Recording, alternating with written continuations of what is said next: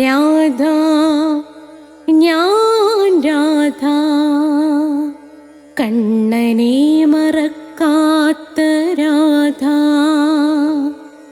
രാധ ഞാൻ രാധ കണ്ണനെ മറക്കാത്ത രാധ. വൃന്ദാവനം നീ മറന്നോ, മധുരയെ നീ മറന്നോ. വൃന്ദാവനം നീ മറന്നോ, മധുരയെ നീ മറന്നോ. രാധയെ നീ മറന്നോ, കണ്ണാ പൈക്കളെ നീ മറന്നോ. രാധയെ നീ മറന്നോ, കണ്ണാ പൈക്കളെ നീ മറന്നോ. രാധ രാധ രാധ രാധ മറന്നിട്ടും മറക്കാത്ത രാധ. മറന്നിട്ടും മറക്കാത്ത രാധ. രാധേ രാധേ രാധേ രാധേ മറന്നിട്ടും മറക്കാത്ത രാധ. മറന്നിട്ടും മറക്കാത്ത രാധ.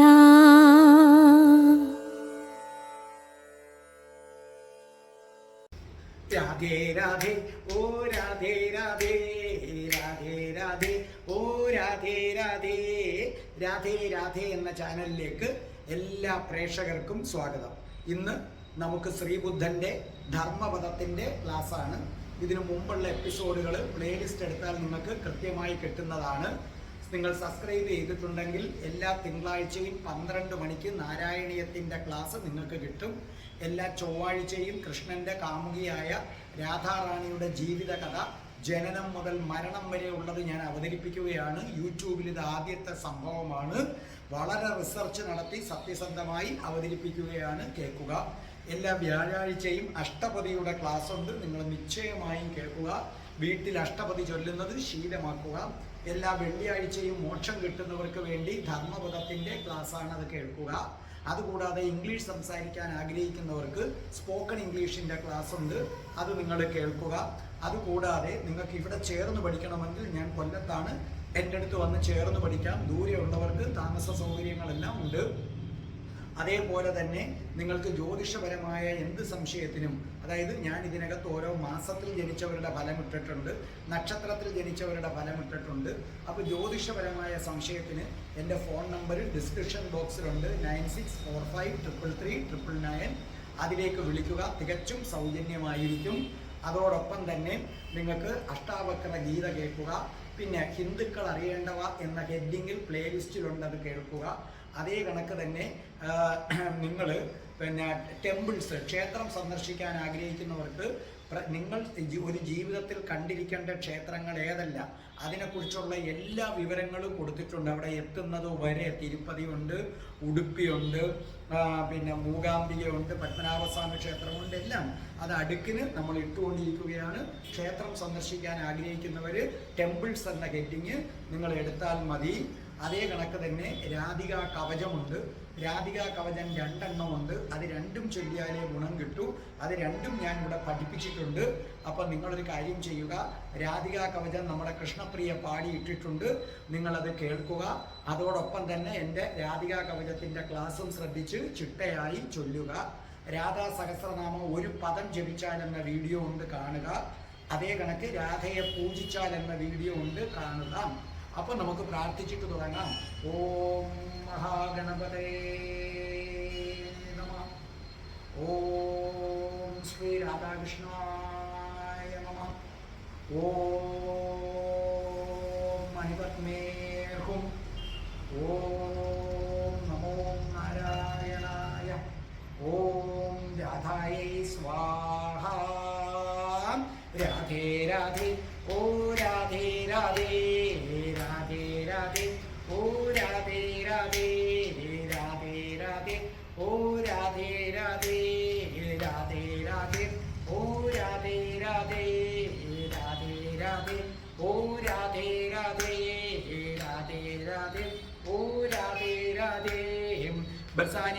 രാജകുമാരി രാധാറാണിക്ക് ജയ്. എൻ്റെ മാതാവ് രാധാറാണിക്ക് ജയ്. എനിക്ക് സർവ്വ ഐശ്വര്യങ്ങളും വാരിക്കോരി തരുന്ന എൻ്റെ പൊന്ന് രാധാറാണിയമ്മക്ക് ജയ്. എനിക്ക് രോഗങ്ങൾ വരാതെ കാത്തുരക്ഷിക്കുന്ന എൻ്റെ പൊന്ന് രാധാറാണിയമ്മക്ക് ജയ്. അപ്പോൾ നമുക്ക് തുടങ്ങാം. ഇന്നത്തെ ബുദ്ധന്റെ സൂക്തം ഇതാണ്: കോപത്തെ കടന്നു പോകാൻ അനുവദിക്കുക, അഹന്തയെയും കടന്നു പോകാൻ അനുവദിക്കുക. വളരെ ശ്രദ്ധിച്ചു കേട്ടോണം. കോപത്തെ കടന്നു പോകാൻ അനുവദിക്കുക, അഹന്തയെയും കടന്നു പോകാൻ അനുവദിക്കുക. Let go of anchor, let go of pride എന്നാണ് പറഞ്ഞിരിക്കുന്നത്. ഇവിടെ വളരെ ശ്രദ്ധിക്കുക. ബുദ്ധൻ പറഞ്ഞിരിക്കുന്നത് കോപത്തെ അടിച്ചമർത്താനല്ല, അഹന്തയെയും അടിച്ചമർത്താനല്ല. പലപ്പോഴും നമ്മുടെ പുരാണങ്ങളും എല്ലാ മതങ്ങളും പറയുന്നത് കോപത്തെ, അഹന്തയെ നമ്മൾ ബലം പ്രയോഗിച്ച് ഇല്ലാതാക്കണമെന്നാണ് നമ്മുടെ പുരാണങ്ങളും മറ്റുള്ളവരുടെ പുരാണങ്ങളും എല്ലാ മതങ്ങളും പറയുന്നത്. അവിടെയാണ് ശ്രീബുദ്ധൻ വ്യത്യസ്തനാകുന്നത്. ശ്രീബുദ്ധൻ പറയുന്നു അടിച്ചമർത്തരുത്, ഒരു കാരണവശാലും അടിച്ചമർത്തരുത്, അവരെ കടന്നു പോകാൻ അനുവദിക്കുക. കണ്ടില്ലേ, അതിൻ്റെ റൂട്ട് വേർഡ് എന്ന് പറയുന്നത് ലെറ്റ് ഗോ എന്നതാണ്. അതായത് ഈ പ്രപഞ്ചത്തിൽ രണ്ട് തരത്തിൽപ്പെട്ട ആളുകളുണ്ട്. ഒന്ന്, ഭയങ്കരമായ കോപം വന്നിട്ട് പൊട്ടിത്തെറിക്കുന്നവർ. അവർ കോപം കൊണ്ട് ഒരു തരം ഉന്മാദ അവസ്ഥയിലേക്കാണ് അവർ എത്തുന്നത്. രണ്ട്, കോപം വന്നാലും കടിച്ചു പിടിച്ച് അടിച്ചമർത്തുന്നവര്. ഈ രണ്ടു പേരിൽ ഏറ്റവും കൂടുതൽ കുഴപ്പമുള്ളത് ഏതാണെന്ന് ചോദിച്ചാൽ രണ്ടാമത്തെ കൂട്ടരാണ്. കോപം വന്നു കഴിഞ്ഞാൽ നിങ്ങൾ അതിനെ പിടിച്ച് കടിച്ചമർത്താൻ ശ്രമിക്കുമ്പോൾ ഈ കോപം അവിടെ എന്തു ചെയ്യുന്നു? അടിഞ്ഞടിഞ്ഞടിഞ്ഞു കൂടുന്നു. അതൊരു അഗ്നിപർവ്വതമായി മാറും. ഒരു ദിവസം അതെല്ലാം കൂടെ പൊട്ടിത്തെറിച്ച് സർവനാശത്തിന് കാരണമായി തീരും. അപ്പൊ കോപം കടിച്ചമർത്തുന്നതിനേക്കാൾ, ബലം പ്രയോഗിച്ച് അമർത്തുന്നതിനേക്കാൾ നല്ലത് അതങ്ങ് പ്രകടിപ്പിക്കുന്നത് തന്നെയാണ്. തമ്മിൽ ഭേദം ഏതെന്ന് ചോദിച്ചാൽ അത് തന്നെയാണ്. അപ്പം ബുദ്ധൻ പറയുന്നത്, നിങ്ങൾ കോപത്തിൻ്റെ പുറകെ നടക്കാതെ, മനുഷ്യൻ കോപത്തെ എങ്ങനെ ഇല്ലാതാക്കാം, കോപത്തെ ഇല്ലാതാക്കാൻ ഞാൻ എന്ത് ചെയ്യണം, ഇങ്ങനെയാണ് നടക്കുന്നത്. ബുദ്ധൻ പറയുന്നു, നിങ്ങൾ നടക്കേണ്ടത് കോപത്തിൻ്റെ പിന്നാലെ അല്ല, അത് മണ്ടത്തരമാണ്. പിന്നെയോ കോപം എന്ന് പറയുന്നത് എന്തിൽ നിന്നുണ്ടാകുന്നു എന്ന് കണ്ടുപിടിക്കുക, അതിനെയാണ് നിങ്ങൾ ഇല്ലാതാക്കേണ്ടത്. ശരിക്കും പറഞ്ഞാൽ ഒരെണ്ണത്തിൻ്റെ ഫലമാണ് കോപം. ഇപ്പോൾ ഉദാഹരണമായിട്ട് ഒരു മാവിൽ മാമ്പഴം പിടിച്ചു നിൽക്കുന്നു. അപ്പം നിങ്ങളെ സംബന്ധിച്ചിടത്തോളം ആ മാമ്പഴത്തെ ഇല്ലാതാക്കണമെങ്കിൽ ആ മാമ്പഴം പിച്ചി കളഞ്ഞിട്ട് ഒരു കാര്യവുമില്ല, അത് വീണ്ടും അവിടെ കിളിച്ചു വരും. ആ മരം തന്നെ വേരോടെ ഇല്ലാതാക്കണം, അപ്പൊ പിന്നെ മാമ്പഴം ഇല്ല. ഞാനൊരു ഉദാഹരണം പറഞ്ഞത്, ഇവിടെ മാമ്പഴം എന്ന് പറയുന്നത് കോപമാണ്, മനസ്സിലായില്ലേ? ആ കോപം അത് പിടിച്ചു നിൽക്കാൻ ഒരു വൃക്ഷം വേണം, അവനെ വേരോടെ പിഴുത് കളഞ്ഞാൽ മാത്രമേ നിങ്ങൾക്ക് കോപത്തിൽ നിന്ന് രക്ഷ നേടാൻ കഴിയൂ. അല്ലാതെ വരുന്ന കോപത്തെ അടിച്ചമർത്തിയിട്ട് കാര്യമില്ല. എന്നിട്ട് ബുദ്ധൻ പറയുന്നു, കോപം വരുന്നത് ഏതിൽ നിന്നാണെന്നറിയാമോ? അഹന്ത, പ്രൈഡ്, ഈഗോ. അപ്പോൾ കോപത്തിൻ്റെ മൂല കാരണം അഹന്തയാണ്. ആ അഹന്ത നശിച്ചാൽ ഓട്ടോമാറ്റിക്കലി കോപവും നശിക്കും. അത്രയുള്ളതിൻ്റെ പ്രശ്നം. അഹന്ത തീരുന്ന നിമിഷം നിങ്ങളുടെ ഉള്ളിലെ കോപം ഇല്ലാതായി തീരും. അതുകൊണ്ട് രാധേ രാധേ കാണുന്ന പ്രേക്ഷകരെ, നിങ്ങൾ കോപത്തെ ഇല്ലാതാക്കാൻ ശ്രമിക്കാതെ കോപത്തെ വിട്ടുകള.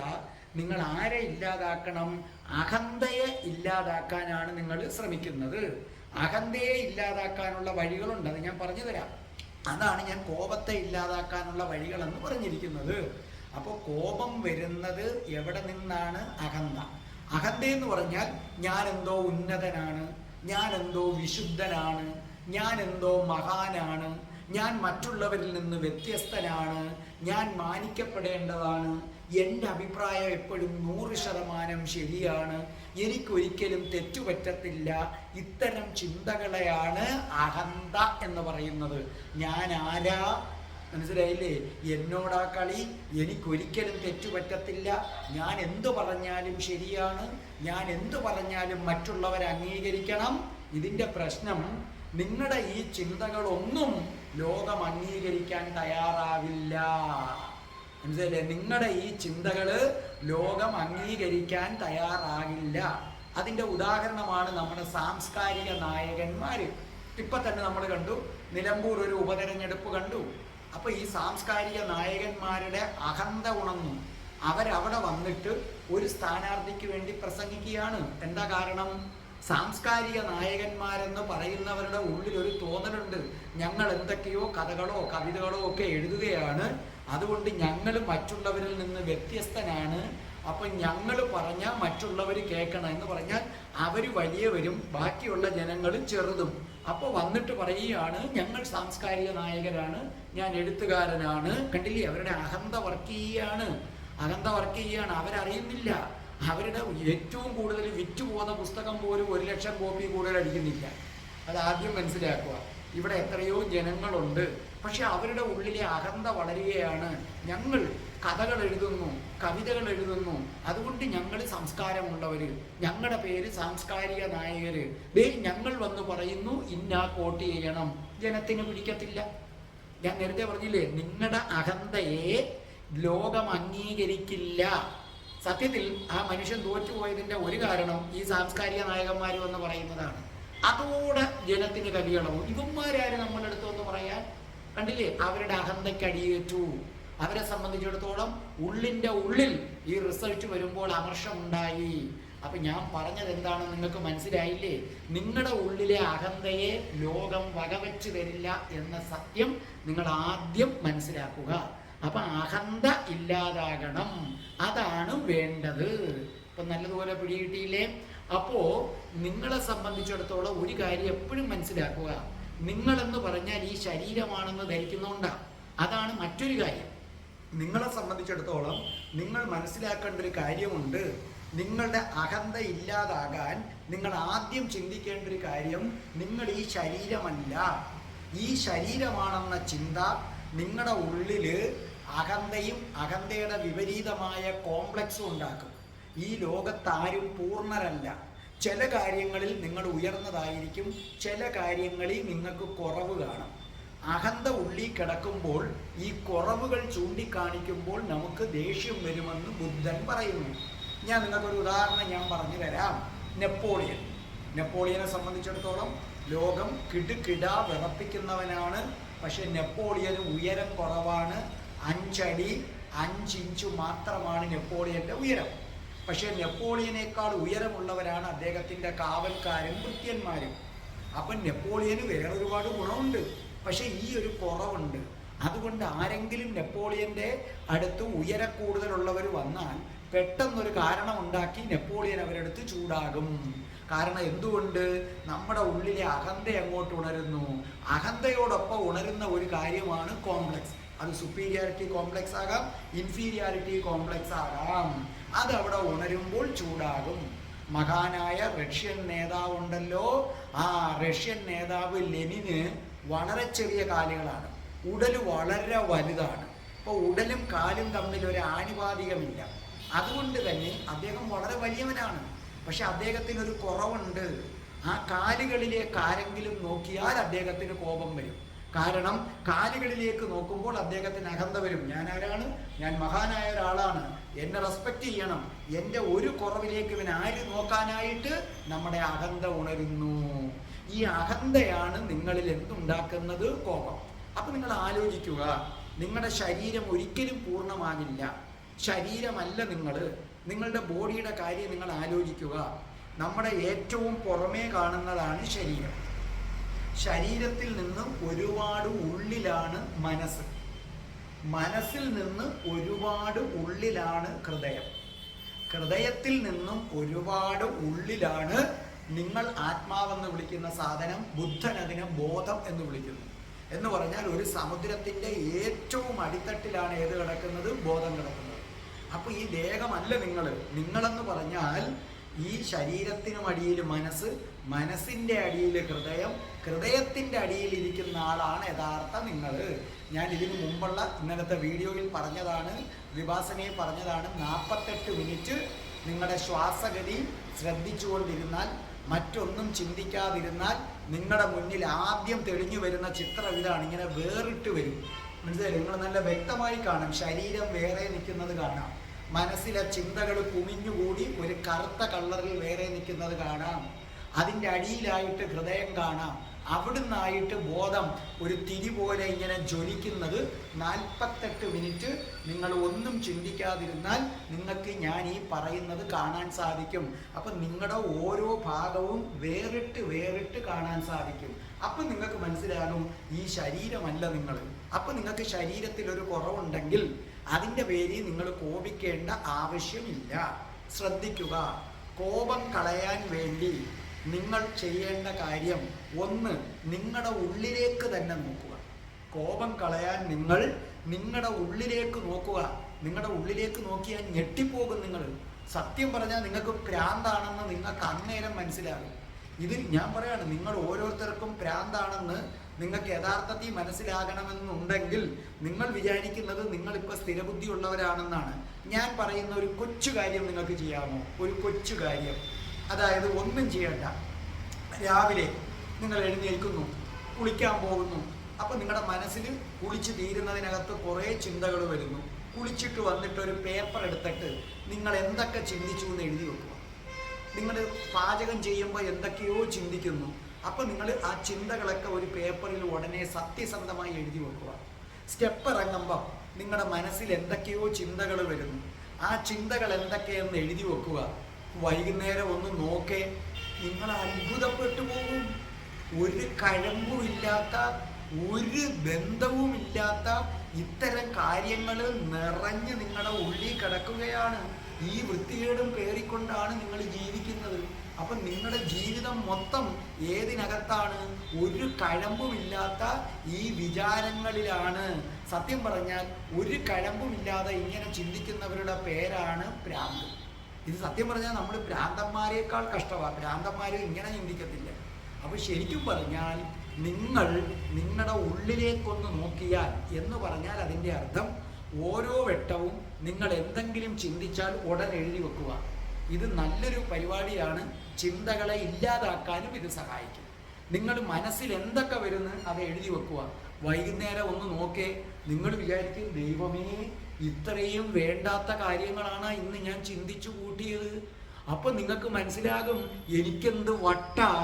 അപ്പം നിങ്ങൾ നിങ്ങളുടെ ഉള്ളിലേക്ക് നോക്കുമ്പോൾ നിങ്ങളുടെ ചിന്തകളെല്ലാം കറുത്ത് ഇരുണ്ടിങ്ങനെ കിടക്കുന്നത് കാണാം. അതൊരു തരം അഴുക്കാണ്. ഞാൻ നിങ്ങളോട് നേരത്തെ പറഞ്ഞു, 48 മിനിറ്റ് മിണ്ടാതിരുന്നാൽ മനസ്സെന്നത് വെളുത്തല്ല കാണുന്നത്, കറുത്തില്ല. ചിലത് ഈ പുകയറ കിടക്കുമല്ലോ, അതുപോലെയാണ് ഈ ചിന്തകൾ കിടക്കുന്നത്. അപ്പം മനസ്സ് നിറയെ, അതായത് നിങ്ങൾ നിറയെ വേണ്ടാത്ത ചിന്തകളും പേറി നടക്കുകയാണ്. നിങ്ങളുടെ ജീവിതത്തിൻ്റെ എല്ലാ ദുഃഖങ്ങളും എല്ലാ ദുരിതങ്ങളും ഉണ്ടാകുന്നത് 2 കാര്യങ്ങളിൽ നിന്നാണെന്ന് ശ്രീബുദ്ധൻ പറയുന്നു. നിങ്ങളുടെ ജീവിതത്തിൻ്റെ എല്ലാ ദുഃഖങ്ങളും എല്ലാ ദുരിതങ്ങളും ഉണ്ടാകുന്നത് 2 കാര്യങ്ങളിൽ നിന്നാണ്. ഒന്ന് അഹന്തയിൽ നിന്ന്, 2 അതിൻ്റെ റിസൾട്ടായ കോപത്തിൽ നിന്ന്. അപ്പം നിങ്ങൾ കോപത്തെ അടിച്ചമർത്താനല്ല വേണ്ടത്, കോപത്തെയും അഹന്തയെയും കടന്നു പോകാൻ അനുവദിക്കുക. അതാണ് പറയുന്നത്. ആ കോപത്തെ ഇല്ലാതാക്കാൻ അഹന്തയെ നിങ്ങൾ ഇല്ലാതാക്കണം. ഇവരെ എങ്ങനെയാണ് കടന്നു പോകാൻ അനുവദിക്കേണ്ടത്? അല്ലേ? ബുദ്ധൻ പറയുന്നു, കോപത്തെ കടന്നു പോകാൻ അനുവദിക്കുക, അടിച്ചമർത്തണ്ട. അഹന്തയെ കടന്നു പോകാൻ അനുവദിക്കുക, അല്ലാതെ അഹന്തയെ അടിച്ചമർത്തണ്ട. ഇതെങ്ങനെയാണ് സാധിക്കുന്നത്? അതിന് ബുദ്ധൻ പറഞ്ഞു തരുന്ന മാർഗങ്ങൾ എന്തൊക്കെയാണെന്ന് നോക്കാം. 1, സത്യം മാത്രമേ പറയാവൂ, കഴിയുന്നത്ര. നമ്മുടെ ജീവിതത്തിൽ ജീവിക്കുമ്പോൾ ചിലപ്പോൾ നമ്മളൊരു സത്യം പറഞ്ഞാൽ അതിൻ്റെ പേരിൽ നമുക്ക് അടികൊള്ളും എന്നുണ്ടെങ്കിൽ ആ സമയത്ത് ഒരു കള്ളവായിട്ട് ഭഗവാനോട് ക്ഷമ പറയുക. അല്ലെങ്കിൽ ഒരു സത്യം പറഞ്ഞാൽ അന്ന് ബന്ധം ഒഴിഞ്ഞു പോകുമെങ്കിൽ വേണ്ട. കഴിയുന്നത്ര സത്യം മാത്രം പറയുക. ഇത് അത്ഭുതകരമാണ്. നിങ്ങൾ സത്യം മാത്രം പറഞ്ഞ് ശീലിച്ച് ആ നിമിഷം നിങ്ങളുടെ അഹന്ത ഉടഞ്ഞു വീഴുന്നത് കാണാം. സത്യമാണ് ഞാൻ പറയുന്നത്. മാക്സിമം നിങ്ങൾ 100% സത്യം പറയണമെന്നല്ല ഞാൻ പറഞ്ഞത്. ചില നിവൃത്തിയില്ലാത്ത ഘട്ടത്തിൽ, തീരെ നിവൃത്തിയില്ലാത്ത ഘട്ടത്തിൽ ഒരു കള്ളം പറഞ്ഞു. നിങ്ങൾ കഴിയുന്നത്ര സത്യം പറഞ്ഞ് ശീലിച്ചാൽ കുറച്ച് കഴിയുമ്പോൾ ഈ തീരെ നിവൃത്തിയില്ലാത്ത ഘട്ടത്തിൽ നമ്മളങ്ങ് സത്യം പറഞ്ഞോളൂ. അപ്പം നിങ്ങൾ അത്ഭുതകരമായ മാറ്റം വരും. നിങ്ങൾ എപ്പോഴാണോ സത്യം മാത്രം പറഞ്ഞു തുടങ്ങുന്നത്, അതൊരു ശീലമാക്കുന്നത്, അതോടെ അഹന്ത ഡിം. അഹന്ത തീരുന്നതോടുകൂടി കോപം ഡിം. ഉഗ്രൻ ഔഷധമാണിത്. സത്യം പറയുന്നവന്റെ അടുക്കലേക്ക് അവന് പിന്നെ അഹന്തയില്ല. ഈ കള്ളം പറയുമ്പോഴാണ്, നമ്മൾ വേറൊരാളെ വിശ്വസിപ്പിക്കാനൊക്കെ പോകുമ്പോഴാണ്. അപ്പോൾ ഒന്ന്, സത്യം മാത്രമേ പറയാവൂ. രണ്ടാമത്തെ കാര്യം, ആരുമായും തർക്കിക്കാൻ പോകരുത്. തർക്കം നിങ്ങളുടെ അഹന്തയെ ഉണർത്തുമെന്നാണ് ബുദ്ധൻ പറയുന്നത്. ഒരു മനുഷ്യനുമായും തർക്കിക്കാൻ പോകരുത്. തർക്കമാണ് നിങ്ങളുടെ അഹന്തയെ ഉണർത്തും. അഹന്ത ഉടനെ കോപത്തെ ഉണർത്തും. തർക്കിക്കാൻ പോകുമ്പോൾ നിങ്ങളുടെ അഹന്ത ഉണർന്നിട്ട് ഞാൻ ശരിയാണെന്ന് പറയാൻ പോകും. അത് പാടില്ല. 3, ബുദ്ധൻ പറയുന്നു, മറ്റുള്ളവരിൽ നിന്ന് നിങ്ങളൊന്നും പ്രതീക്ഷിക്കാതിരിക്കുക. നിങ്ങൾ മറ്റുള്ളവരിൽ നിന്ന് നന്ദി പ്രതീക്ഷിക്കും, പക്ഷെ അവരിൽ നിന്ന് കിട്ടുന്നത് നന്ദികേടാകുമ്പോൾ നിങ്ങളുടെ അഹന്ത ഉണരും. അപ്പം നിങ്ങൾക്ക് ദേഷ്യം വരും. നമ്മൾ മറ്റുള്ളവരിൽ നിന്ന് ഒന്നും പ്രതീക്ഷിക്കാതിരുന്നേ, അപ്പം നമുക്ക് യാതൊന്നുമില്ല. നമുക്ക് ചെയ്യാൻ പറ്റുന്നത് ഒരാൾക്ക് ചെയ്തു കൊടുക്കുന്നു, തിരിച്ചവരിൽ നിന്നൊന്നും പ്രതീക്ഷിക്കാതിരിക്കുക. അപ്പം നമുക്ക് ചെയ്യാൻ പറ്റുന്നതൊക്കെ നമ്മൾ ഒരാൾക്ക് എന്ത് ചെയ്യുന്നു, ചെയ്തു കൊടുക്കുന്നു. അപ്പം അയാളിൽ നിന്നൊന്നും പ്രതീക്ഷിക്കാത്തത് കൊണ്ട് അയാൾ നന്ദികേട് കാണിച്ചാൽ നമുക്ക് കോപം വരില്ല. അതേസമയം മറ്റൊരാളിൽ നിന്ന് എന്തെങ്കിലും പ്രതീക്ഷിച്ചാൽ നമ്മുടെ പ്രതീക്ഷയ്ക്കൊത്ത് അയാൾ ഉണർന്നില്ലെങ്കിൽ നമ്മുടെ അഹന്ത ഉണരുകയും അഹന്തയിൽ നിന്ന്, അതായത് പ്രൈഡ്, ഈഗോ, അതിൽ നിന്ന് നമുക്ക് എന്തുണ്ടാകും, കോപം വരികയും ചെയ്യും. പിന്നെ നിങ്ങൾ എപ്പോഴും നിങ്ങളുടെ മനസ്സിൽ ഓർക്കുക, ആളുകൾ ഇങ്ങനെയൊക്കെയാണ്, അവരെ മാറ്റാൻ പറ്റത്തില്ല. ആളുകൾ ഇങ്ങനെയൊക്കെയാണ്, അവരെപ്പോഴും എന്തെങ്കിലുമൊക്കെ കുഴപ്പം നമ്മളീ കണ്ടുപിടിച്ചുകൊണ്ടിരിക്കും. നിങ്ങൾ മൗനം പാലിച്ച് ഉടനെ ആൾക്കാർ പറയും, ഇതെന്തോന്ന് മൗനമായിട്ട് ഒന്നും മിണ്ടാതെ ഇങ്ങനെ ഇരിക്കുന്നത്. എന്നാൽ നിങ്ങൾ നല്ലപോലെ സംസാരിച്ചേ ഉടനെ ജനം പറയും, ഇതെന്തോന്ന് വായാടി, അല്ലെങ്കിൽ ആണാണെങ്കിൽ ഇരുട്ട വെളുക്ക ചലവില പറയുന്നവൻ. നിങ്ങൾ മിതമായി സംസാരിച്ചേ, ഇതെന്താ ഇയാൾ വളരെ സൂക്ഷിച്ച് സംസാരിക്കുന്നത്. ഇത് ജനത്തിൻ്റെ സ്വഭാവമാണ്. നിങ്ങൾ എന്ത് ചെയ്താലും അതിൻ്റെ ഇടയിൽ ഒരു കുഴപ്പം കണ്ടുപിടിക്കും. അതുകൊണ്ട് ജനം പറയുന്ന കുഴപ്പം കാര്യമാക്കണ്ട, അതങ്ങനെയാണ്. അങ്ങനെ ചിന്തിച്ചാൽ നിങ്ങളുടെ അഹന്ത വീണ്ടും താന്നു വരും. അങ്ങനെ ചിന്തിച്ചില്ലെങ്കിൽ നിങ്ങളെക്കുറിച്ചൊരു അപവാദം പറയുമ്പോൾ നിങ്ങളുടെ അഹന്ത വരും. മനസ്സിലായി? ഇപ്പോൾ ഒരു സ്ത്രീയെക്കുറിച്ച് പറയുകയാണ്, അവൾ കുഴപ്പക്കാരിയാണ്, അവൾ മോശമാണ്, ഭർത്താവിനെ വഞ്ചിക്കുന്നവളാണെന്നൊക്കെ പറയുമ്പോൾ ജനം ഇങ്ങനെയാണ്, അങ്ങനെ പറഞ്ഞില്ലേലേ അത്ഭുതമുള്ളൂ എന്ന് ചിന്തിക്കാത്ത ഒരാൾക്ക് ഉടനെ ദേഷ്യം വരും. തോന്നിയാസം പറയരുത്, എന്നെക്കുറിച്ച് വേണ്ടാത്തത് പറയരുത്. കാരണം നിങ്ങളുടെ അഹന്ത ഉണർന്നു, അഹന്ത നിങ്ങൾക്ക് കോപം തന്നു. ഇനി രണ്ടാമത്തെ കൂട്ടർ, അങ്ങനെ പറഞ്ഞില്ലേലേ അത്ഭുതമുള്ളൂ, ഫസ്റ്റ് മനസ്സിലായില്ലേ? ഇങ്ങനെ പറഞ്ഞില്ലെങ്കിലേ അത് ജനം ഇങ്ങനെയാണെന്ന് കരുതുക. ഇനി മൗനം ഒരു ശീലമാക്കുക. കഴിയുന്നത്ര നിങ്ങൾ മൗനം പാലിക്കുക.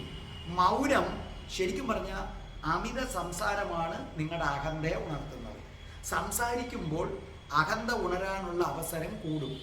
ആവശ്യത്തിന് സംസാരിക്കുക. സംസാരിക്കേണ്ടെന്നല്ല, ആവശ്യത്തിന്, വളരെ അത്യാവശ്യത്തിന് സംസാരിക്കുന്നതിൽ വളരെ പിശുക്ക് കാണിക്കുക. നിങ്ങൾ ഇത് നിങ്ങളുടെ അഹന്തയെയും കോപത്തെയും ഇല്ലാതാക്കും. മൗനിക്ക് ഒരിക്കലും കോപിക്കാൻ കഴിയില്ല എന്ന് മനസ്സിലാവുക. കലപല സംസാരിക്കുന്നവർക്കാണ് എപ്പോഴും കോപിക്കാൻ പറ്റുന്നത്. അപ്പം മാക്സിമം നിങ്ങൾ മൗനം ഒരു ശീലമാക്കുക. ചോദിക്കുന്നതിന് മാത്രം മറുപടി പറയുക. നിങ്ങൾ അങ്ങോട്ട് ഹെഡ് ചെയ്ത് കഴിയുന്നത്ര സംസാരിക്കുന്നത് കുറയ്ക്കുക. പിന്നെ വീട്ടിൽ ഭാര്യയും മക്കളും ഒക്കെ ഉണ്ടെങ്കിൽ അവരോട് നിങ്ങൾ വീട്ടിൽ വരുമ്പോൾ ആവശ്യത്തിന് സംസാരിക്കുക. ഭാര്യയോട് നിനക്ക് സുഖമാണോ, കാര്യങ്ങൾ നിനക്ക് എന്തെങ്കിലും ആവശ്യമുണ്ടോ അതൊക്കെ ചോദിക്കുക. പിന്നെ നിങ്ങൾ ഭാര്യയോട് സ്നേഹം പ്രകടിപ്പിക്കുക. അതൊക്കെ അത്യാവശ്യമാണ്. അത് കിടപ്പറയിൽ വരുമ്പോൾ അത് നിങ്ങൾ നല്ല സ്നേഹം പ്രകടിപ്പിക്കുക, സ്നേഹമുള്ള വാക്കുകൾ പറയുക. അത് നല്ല കാര്യങ്ങളാണ്. ആ മൗനം ഭേദിക്കുന്നത് നല്ലതിനു വേണ്ടിയാക്കുക. മനസ്സിലായ? നിങ്ങൾ കഴിയുന്നത്ര മൗനം പാലിക്കുക. മൗനം ഭേദിക്കുന്നത് നല്ലതിന് വേണ്ടി. നമ്മുടെ ഭാര്യയെ ചേർത്ത് വെച്ചിട്ട് നീ എൻ്റെ പ്രാണനാണ്, നീ എൻ്റെ ജീവനാണ്, ആ മൗനം ഭേദിക്കുന്നത് നല്ലതാണ്. അവിടെ നമ്മുടെ ഇടയിൽ ഒരു സ്നേഹം ഉണ്ടാകും. അപ്പോൾ കഴിയുന്നത്ര മൗനം പാലിക്കുക, ആവശ്യത്തിന് മാത്രം സംസാരിക്കുക.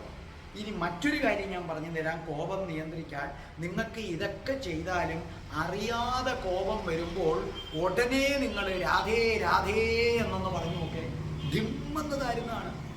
നിങ്ങൾക്ക് ഭയങ്കര കോപം വരുന്ന സമയത്ത് നിങ്ങളൊന്ന് പരീക്ഷിച്ചു നോക്കെ. സത്യമായിട്ട് ഞാൻ പറയുന്നു, നിങ്ങൾക്ക് ചില സമയത്ത് ഇങ്ങനെ നമ്മുടെ നാടൻ ഭാഷയിൽ ഇവിടെ കൊല്ലത്തുള്ളവരൊക്കെ ചിലർ പറയുന്നത് ഞാൻ കേട്ടിട്ടുണ്ട്, ചൊറിഞ്ഞു വരുമെന്ന്. അങ്ങനെ വരുന്ന അവസരത്തിൽ നിങ്ങൾ ഒന്നുകിൽ ഉച്ചത്തിൽ പറ രാധേ രാധേ രാധേ രാധേ, അതല്ലെങ്കിൽ മനസ്സിൽ പറ രാധേ രാധേ രാധേ രാധേ. പെട്ടെന്ന് നിങ്ങളുടെ കോപം എന്ത് ചെയ്യും? ഇല്ലാതാകും. പിന്നെ നിങ്ങൾ നിങ്ങളുടെ വീട്ടുകാരോട്, വീട്ടിലുള്ളവരോടാണ് നമ്മൾ ഏറ്റവും കൂടുതൽ കോപിക്കുന്നത്. ആ സമയത്ത് ആലോചിക്കുക, നിങ്ങൾക്ക് നിങ്ങളുടെ ഭാര്യയോടോ മക്കളോടോ അച്ഛനോടോ അമ്മയോടോ ഒക്കെ കോപം വരുമ്പോൾ നിങ്ങൾ ചിന്തിക്കുക.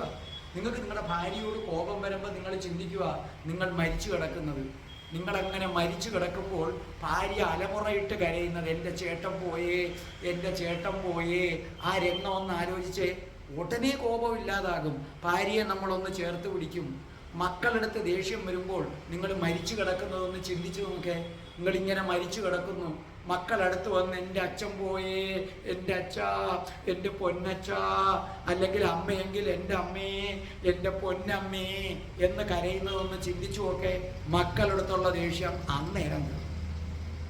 അമ്മയോടാണെങ്കിൽ അമ്മ അടുത്തിരുന്ന് നിലവിളിക്കുന്നതൊന്ന് ചിന്തിച്ചു നോക്കേ. സുഹൃത്തുക്കളോട് ദേഷ്യം വന്നാൽ നിങ്ങൾ മരിച്ചു കിടക്കുമ്പോൾ അവർ വന്നിങ്ങനെ വിഷമത്തോടെ തന്നെ നിൽക്കും, എത്ര വഴക്കിട്ടവനാണെങ്കിലും.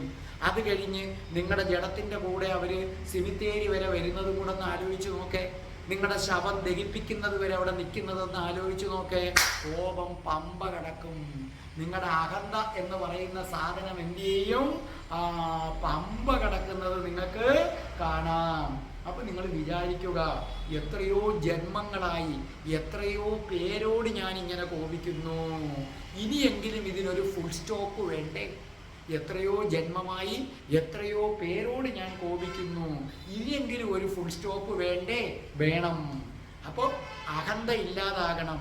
അതിന് നമ്പർ 1 ഇത് ശരീരം, ഇതിൻ്റെ അകത്ത് മനസ്സ്, മനസ്സിനേക്കാൾ ഒരുപാടകത്ത് ഹൃദയം, ഹൃദയത്തേക്കാൾ ഒരുപാടകത്ത് ബോധം, അതാണ് ഞാൻ. ഇതെല്ലാം സെപ്പറേറ്റ് പാർട്സാണ്. നിങ്ങൾ 48 മിനിറ്റ് ചിന്തിക്കാതിരുന്നാൽ കാണും. 2 തർക്കിക്കാതിരിക്കുക, ഒരു മനുഷ്യരായിട്ടും തർക്കിക്കാതിരിക്കുക. 3 മറ്റുള്ളവരിൽ നിന്ന് ഒന്നും പ്രതീക്ഷിക്കരുത്. നന്ദിയും പ്രതീക്ഷിക്കേണ്ട, നന്ദിയോടും പ്രതീക്ഷിക്കേണ്ട, ഒന്നും പ്രതീക്ഷിക്കേണ്ട. പിന്നെ എപ്പോഴും ഓർക്കുക, ആളുകൾ ഇങ്ങനെ നമ്മൾ എന്ത് പറഞ്ഞാലും നമ്മളെ ഒരു കുറ്റം കണ്ടുപിടിക്കും. നമ്മൾ മൗനമായിട്ടിരുന്നാൽ ഇവൻ എന്ത് വായി പഴമെന്ന് ചോദിക്കും. നല്ലോലെ മിണ്ടിയ വായാടി അല്ലെങ്കിൽ ഇരുട്ട വിളക്ക വാതോരാതെ സംസാരിക്കുന്നു എന്ന് പറയും. മിതമായി സംസാരിച്ചാലും അതും കുഴപ്പമാണ്. അതുകൊണ്ട് 4മത്തത് നിങ്ങൾ അങ്ങനെ വിചാരിക്കുക. 5 കഴിയുന്നത്ര മൗനം പാലിക്കുക. വളരെ ആവശ്യത്തിന് മാത്രം സംസാരിക്കുക. അതൊരു വളരെ നല്ല ഔഷധമാണ്. ഇതിനകത്ത് ഏറ്റവും വലിയ ആയുധമാണ് 1 സത്യം മാത്രം പറയുക, 2 വല്ലപ്പോഴും കൂടി വളരെ അത്യാവശ്യത്തിന് മാത്രം സംസാരിക്കുക, 6 കോപം വന്നു തുടങ്ങിയാൽ രാധേ രാധേ എന്ന് പറയുക, 7 ഞാൻ മരിച്ചു പോയി കഴിഞ്ഞാൽ എൻ്റെ മുമ്പിലിരുന്ന് കരയേണ്ടതല്ലേ ഇവരെല്ലാം എന്ന് വിചാരിക്കുക, 8 എത്രയോ ജന്മങ്ങളായിട്ട് ഇങ്ങനെ കോപിക്കുന്നു, ഇനിയെങ്കിലും ഇതിനൊരു ഫുൾ സ്റ്റോപ്പ് വേണം, കാരണം കോപം അടക്കിയാലേ മോക്ഷം കിട്ടൂ, 9 കോപിക്കുന്നത് കൊണ്ട് എനിക്കൊരു ഗുണവും ഇല്ല എന്നല്ല, ഞാൻ ആരോടാണോ കോപിക്കുന്നത് അവനാ നേട്ടം. ഇപ്പോൾ ഉദാഹരണമായിട്ട് നിങ്ങൾ എൻ്റെ അടുത്ത് ഭയങ്കരമായി കോപിച്ച് കഴിയുന്നതോടുകൂടി എന്ത് സംഭവിക്കുന്നു? നിങ്ങളുടെ ബ്ലഡ് പ്രഷർ കൂടുന്നു, നിങ്ങളുടെ ഹാർട്ട് ബീറ്റ് കൂടുന്നു, മനസ്സിലായില്ലേ? നിങ്ങളുടെ ചിന്തകൾ കലങ്ങി മറിയുന്നു. അന്ന് മൊത്തം നിങ്ങളുടെ റെസ്റ്റ്ലെസ്സാണ്. ദൈവം അനുവദിച്ചു തന്ന ആ 24 മണിക്കൂർ നിങ്ങൾ മറ്റൊരാളോടുള്ള ദേഷ്യത്താൽ കൊളവാക്കി കളഞ്ഞു സത്യത്തിൽ. എന്ന് മാത്രവുമല്ല, ഹാർട്ട് അറ്റാക്ക് ഏറ്റവും കൂടുതൽ വരുന്നത് മുൻകോപികൾക്കാണ്. എന്നാൽ ചോദിക്കും സൗമ്യശീലർക്ക് വരുന്നില്ലേ എന്ന്. അത് വരും, അത് ഭക്ഷണക്രമത്തിൽ നിന്നോ എപ്പോഴും പടിഞ്ഞിട്ടോ എക്സസൈസ് എടുക്കാതെയോ അതൊക്കെ വരുന്നുണ്ട്. അതല്ല, ഏറ്റവും കൂടുതൽ ഹാർട്ട് അറ്റാക്ക് വരുന്നത് മുൻകോപികൾക്കാണെന്നറിയുക. ഈ 9 എണ്ണം പാലിക്കുക. അതുകൊണ്ട് ബുദ്ധൻ പറയുന്നു, ഒന്നിനെയും അടിച്ചമർത്തരുത്, കോപത്തെ കടന്നു പോകാൻ അനുവദിക്കുക. അഹന്തയെ കടന്നു പോകാൻ അനുവദിക്കുക. Let go of anchor, let go of pride. അങ്ങനെ കോപത്തിൽ നിന്ന് നിങ്ങൾ മുക്തി നേടുക. രാധേ രാധേ, ഓ രാധേ രാധേ, രാധേ രാധേ, ഓ രാധേ രാധേ, രാധേ രാധേ, ഓ രാധേ രാധേ, രാധേ രാധേ, ഓ രാധേ രാധേ, രാധേ രാധേ, ഓ രാധേ രാധേ, രാധേ രാധേ, ഓ രാധേ രാധേ. ഓം ശ്രീം ഹ്രീം ക്ലീം ഐം രം രാസേശ്വരി രാധികായേ സ്വാഹ.